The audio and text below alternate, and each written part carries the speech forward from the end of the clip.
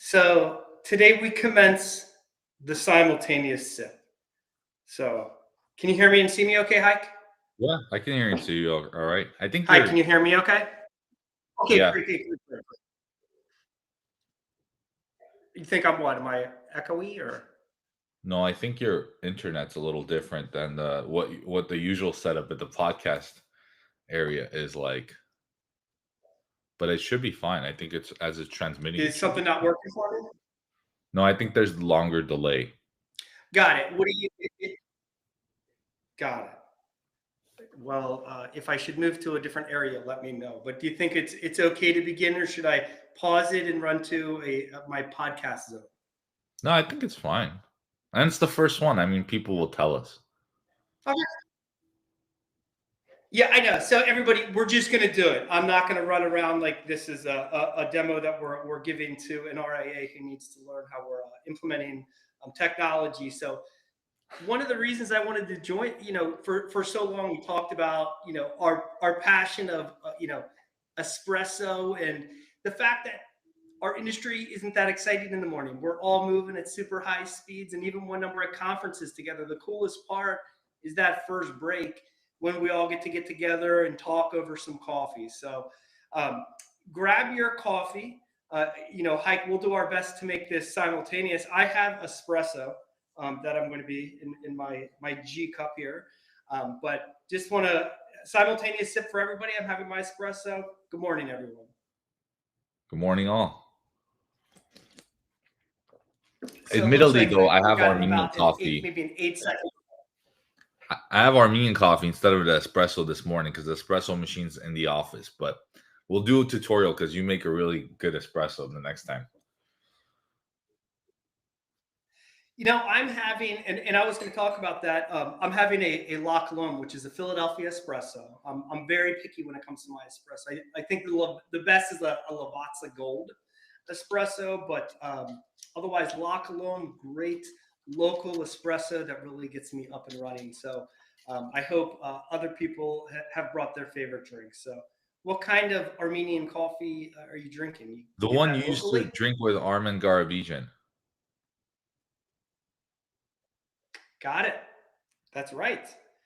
So when I first, one of my first jobs when I got to California, ironically, where Haik is in Glendale now, I started working for a company named Lounge 22, working for an Armenian named Armin Garbisian. And him and I used to chain smoke cigarettes and drink a lot of Armenian coffee together. It was really a great way to start your day in your 20s, but not really a sustainable way to move to move through life. But yeah, so it's a delicious, very rich coffee. So I haven't had it in probably about 24 years, something like that. So Yeah, it's pretty glad to be honestly. glad to be It's drinking it. it's my But go-to in the otherwise, morning, and then I'll have an espresso after to top it off.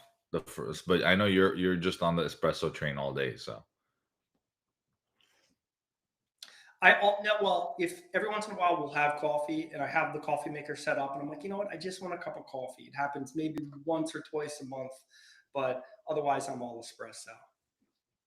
But kind of the part of the impetus between starting this, I said this morning, I've been thinking about this for so long, and a lot of it was inspired by work I've seen. Some of the interesting people I follow out there on social media, but just an opportunity, like I said, for our industry to get together and talk about what's happening. I mean, as far as our industry is concerned, I think the big thing, aside from everything that's happening in the world, is happening in Denver. Schwab Impact, we're out there. So I'm hoping that a lot of people out in Denver, they're 2 hours behind us.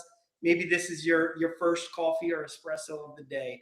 But I'd always love to use this time this is the first simultaneous sip, but we're going to do more. It's going to get better, but cover easy, fun stuff just to get the day moving. So I see we have other joining. I'll have another sip with our new joiners. But I am glad to get this set up. So really appreciate the Zero Basis Points team helping kind of get this coordinated so that we can be visible across multiple platforms. It's again, it's something I've wanted to do for a long time. No, this is awesome. So now I'm hearing that I'm super blurry, so it must be my internet connection. So I'll work on that. It's I moved myself to a different room just to kind of give it a different spin to get out of the podcast studio, and I thought it would actually be a little bit less noisy but this morning. But hopefully the next podcast will, or excuse me, the next live stream we'll make sure that it is not blurry. I think that's Joe Do I Moss, look right? blurry to you, Hike? Yeah. And I was just checking, to be honest. I went onto Twitter onto X to look at what it looks like on that side. Obviously with a certain delay, but yeah, it's blurry there too. So I'm guessing I'm fine. The only thing is probably my usual acoustics and camera are at the office where we do the podcast. So hopefully this works. But I think You sound great. I think it's because I'm so distant from my primary internet connection that I must be just getting slow speed. So dude, sorry about that, everybody. we send all That's the what the technology to our podcast guests. We should just give you an extender for your Wi-Fi too. So I have an extender. If I switch, so I have an extender like 15 feet away. I could try to, if I try to switch to it, I'm going to lose the stream or something. So I don't want to do that. But I've got all the technology in the house. But yeah, didn't test from this specific room. But my apologies. all good. But that's what this is all about. We're learning together. Waking up together. But how you check another YouTube and X as well, or YouTube as well? Yeah, but to be honest, it's so intense on the Wi-Fi when we're doing this that when I go into the other ones, it starts getting blurry, whether it's there or here. So stay off the channels a bit to monitor it there. But welcome, Advisor Tech Book. I'm guessing that one's Joe Moss. We have Serg on there as well. Look, I mean, I think It's always good to get feedback from a friend of the. yeah, I like the comments. I think Joe was excited about it, so I'm curious. But yeah, I mean, what's the usual George? What's the usual Scott Adams protocol in the morning for things like these? What is he? Is he just bestowing what life I advice? like to do is kind of bestowing life advice as he interprets everything that's happening in the world and the news. So a lot of times he'll read through some of the news together. And I even looked at what was happening in our space. We had an election yesterday that half the country is disappointed about, half the country is excited about. So I figured I don't want to touch on politics too much this morning. But some of the other news we just got, as it looks like Joe, Wealthbox released its new note taker this week. That's some big industry news. So when we think about sticking to the industry news, that's a great one, Joe. So Haik and I were waiting for Wealthbox's note taker, and it's good to see that it's finally here. I mean, I made my comment known. Otherwise, Joe, I made my comment known for the note taker stuff. So Joe was on there. I think everyone. I'm curious what happens. I mean, we'll obviously keep it for the podcast, but I'm sure at Schwab's Impact, a lot of people are pitching their note takers, and I love the take from Josh where he was like, "Oh, just use ours," and I'm like, "Josh, we've been saying that for so long. Everyone's just trying to, play that where mine's better, but realistically, it's a race to the bottom. And it's going to be the same for, and you'll hear it here first. It's going to be the same for Finney. It's going to be the same for all the prospecting tools. They don't have any new edge of data that they're bringing to you that's not available. Obviously, with all the tightening of laws of how you gain data out there on prospects and money movement. So unless they're coming up with some unique algorithm, which trust me, everyone's going to figure out, it's not that unique. You're not going to be patenting it. It's going to be the same exact thing, race to the bottom. Those are the things that I think are going to happen, and I think the writing's on the wall. So I don't know if you agree with that, Joe, but yeah, and you know what, Haik, so much of what I saw, and we'll talk about it more on the podcast, is that the quality of my video is unfortunate right now, but what I saw so many people talking about at Advise AI, where they were showing off their prime, which are Arca. So when we think of Arca is really decision support operating system that I saw mentioned at Advise AI, or that's being considered across the wealth management space aside from Palantir, way upstream. So I very excited about where we are and the stuff that we're doing the rest of this year. And we had some really exciting announcements this morning about ARCA and the workflows and all these other things that we're finally getting out there. So it was some exciting news for ARCA this morning as well. I mean, yeah, we finally got the drop at the Advise AI conference from our partners, so might as well open the floodgates for what we've been working on. And to be honest, I was gonna say when I logged on here, obviously my high definition camera is a little better. I probably look like I just got out of the cave, but I was telling all my clients and everyone, I treat this like the playoffs. Every time we have a sprint or stuff we're working on, I basically need to. I keep the beard going for as long as I can, and then once we hit what we need to release, then I'll probably shave down and then look a little more clean kept, and then we'll do the podcast then. But this is how it is. It looks like I'm always coming out of the cave with some new innovation we've been building. So anytime you see it like this, it should be exciting. No, you look great. I'll have to grow my beard soon. It takes me about 2 days to grow a beard, so I should grow one too soon. So there you go. yeah. But so we're coming up on about 15 minutes, which is what I said it was, and so that is Joe Moss. He confirmed that Advisor Tech Book is Joe. So thanks for joining, Joe. I'm glad you're here. But for take one, we're going to continue to do this. I'd say we're going to do it at least on a weekly cadence, and it will get better every time. In the same way, episode 13 is much better than episode 1 of 0 Basis Points. Although I think the content is there in every episode. Look to see improvements in this streaming service, the content that we're bringing. But the first was to just get out there and start, which is you have to do when you want to build something. So this is the stream, and really appreciate the folks that did jump on this morning. Haik, is there any parting words you wanted to give before I take this on offline? No, I think we just had to get the first one done. Having known you doing the podcast, you kind of itch to get it, and then once you get it done, then it starts kind of formulating into the process. So I'm gonna probably experiment with this one too. I'm gonna call in from different places wherever I am that morning or whenever you do it. I do want to shout out for Craig. He said it was a little early for West Coast folks. I mean, kind of, but we can get some. We can get some feedback on what timing we want to set it up, but it will be good. And then I love like the interaction from Joe and some of the other folks who probably will hopefully come on and just literally pitch questions, and we can even think of a way to bring them on with us one of the times. Have a guest for like the first 15 minutes in the day if they're there. But what did Joe just ask? Is prospecting necessary if you're doing marketing properly? Very good take. I mean, George, you want to take this one first? Yeah, I would say if you're marketing properly, your pipeline is active and you have people to talk to for most of the day. But is prospecting still necessary? I mean, do we ever stop prospecting? What aspect of I think there might be specific. Maybe you don't find yourself cold calling so much if you're marketing successfully, but I think you're always to something prospecting, because you're going to conferences, you're introducing yourself to new people, you're getting on new calls, you're introducing new ideas. So to me, that's all prospecting. So in addition to marketing,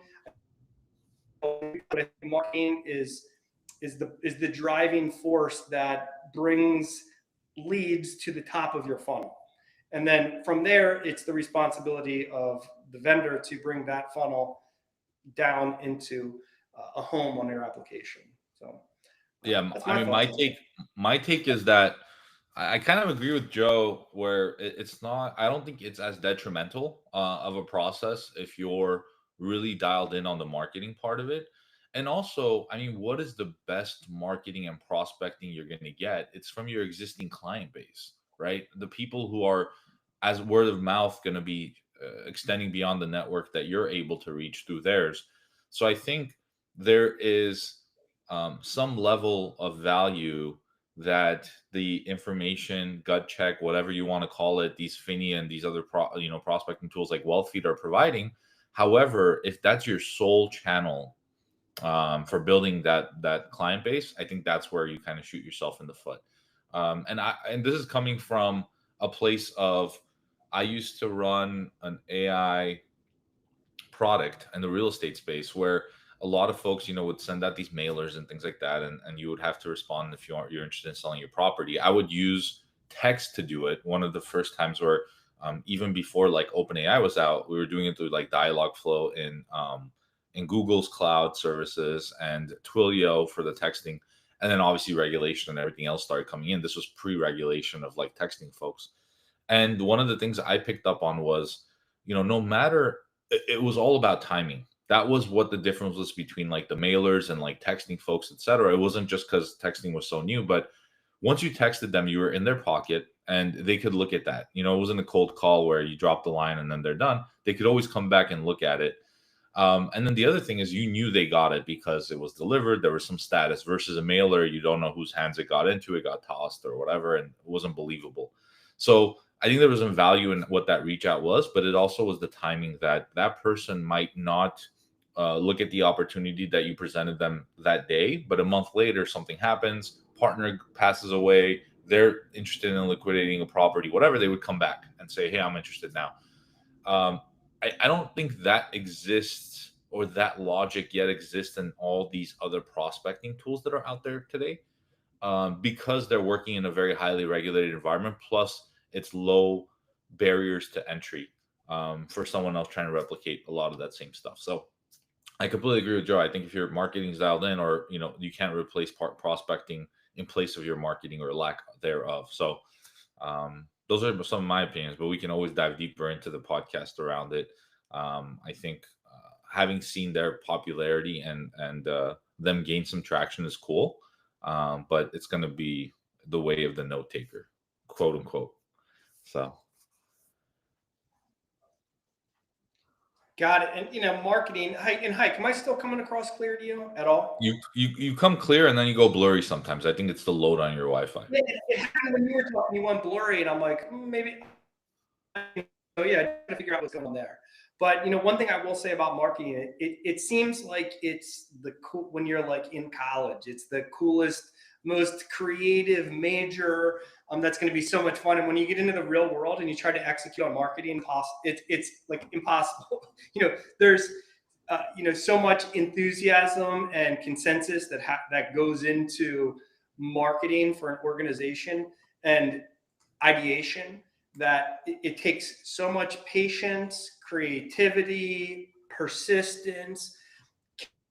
I would almost rather, pass off to somebody who else that loves doing that, when I'd rather be closer to sale or product than marketing.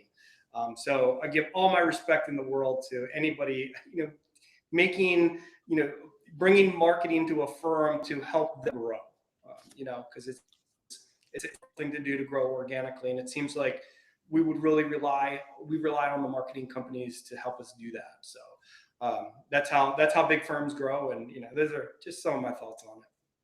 Yeah, and I'm super excited. I don't know if anyone's watching this over there, but since we're going offbeat a little bit from the podcast, there's Ripple swell is going on in New York right now for the cryptocurrency space. Not Right. sure if we have any fans of XRP, but I'm watching that on the throughout the day. It's been interesting to I've been actually trying not to look. yeah, I don't look at the markets as much. I'm using this in place of looking at the crypto markets since they're bleeding.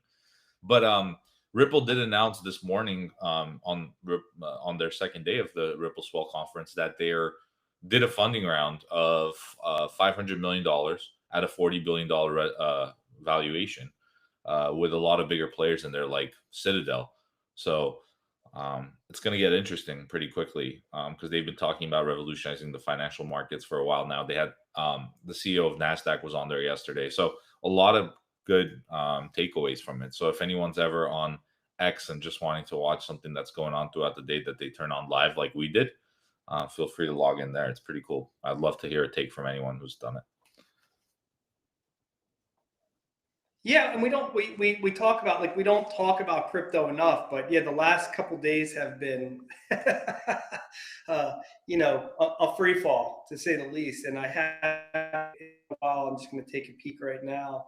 I'm just even curious where the numbers are. I mean, we saw Bitcoin But yeah, dip below 100 for the first time in a while yeah, I yesterday, know. last night. So, for anyone who's been in that space for a while, it's kind of not unheard of, but it's definitely a correction. And then I'm guessing, I don't know if anyone else saw the back and forth drama on X between Palantir's Carp and Michael Burry, but they're going back and forth about him shorting Nvidia and Palantir. So who knows? People are calling it Big Short Part Two, but we'll see if it pans out. Joe Moss says prospecting will go the way of the note taker. You heard it here first. So Screenshot that. interesting comment, Joe. We got the receipt, so yeah, we've got it now. It'll be here forever. This whole thing will be recorded and available on YouTube, so you'll know you have it here forever to see that. But yeah, Joe, would love to even at some point we need to connect about bringing you on to hear kind of more thoughts. We're pretty close on LinkedIn, but haven't really had a good chance to catch up offline. So, but we'll have to do that again soon, and maybe even have you on sometime. So. And Haik, you're going a little blurry again. Can you still hear me all right? Yeah. There you go. Never mind. Came right back into focus. Okay, cool. Okay. Well, if we want to call it a wrap, that's about everything I wanted to cover on the first one, just to kind of get real life testing. And we're going to be in the next day or two, we're recording our Advise AI retrospective on 0 basis points. So excited to be recording and then releasing that episode soon, and then hopefully bring some insights from everything that happened this week in Denver as well at Schwab Impact. So once again, Haik, any parting words from you before I bring this to a close? No, I think all's good. I'm looking forward to the next one. I'll be in the office probably for the next one, so I'll have my double espresso at that time. But I'm also looking forward to getting a Yes, podcast and under I'll our be belt. down at mine. Yeah, and they'll take it from there. Yeah. All right, everybody. Thank you so much for joining us. We will work on the quality issues, and you'll hear about when the next one's happening. But next Wednesday, I would say at 10 a.m. unless we need to make the adjustments for Craig if he wants to sleep in a little bit in Southern California.